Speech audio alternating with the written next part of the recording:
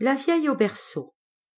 Quand Trinette Desroquettes, l'ancienne marchande de bas-blutes de sucre, fit sa dernière maladie, elle était fort vieille et redevenue si petite que sa fille la couchait à la chambre du bout, près de la fenêtre sur le jardin de terre noire, dans un berceau qu'elle avait je ne sais d'où.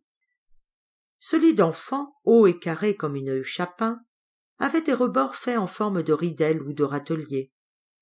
Ses pieds posaient sur une pièce de bois cintrée, et, la bâche levée, quand on agitait la machine, Trinette pouvait très bien se figurer, trémoussée au chaos de sa charrette à baudet, partie à quelques ducasses de villages environnants, pour débiter ses bas-blutes de sucre noir et ses saucisses de viande de cheval.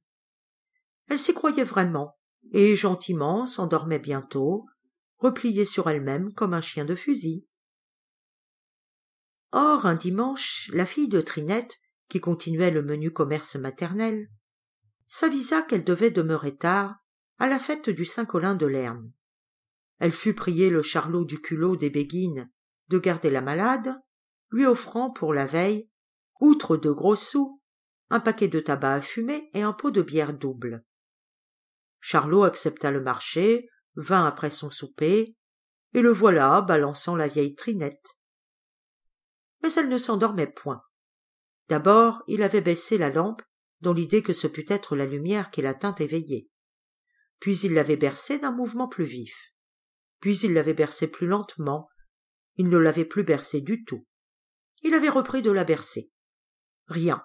La petite vieille continuait de geindre, de soupirer, de s'agiter, de se tourner dans ses draps et de se retourner. Il vint une idée à Charlot, parce que Charlot du culot des Béguines, tout plafonneur qu'il fût, et si haut qu'il montât à ses échelles, n'était jamais à court.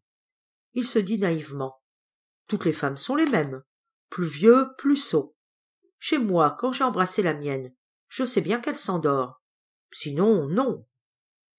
Il se mit donc le plus doucement qu'il put dans le petit lit branlant, et gentiment baisonna Trinette.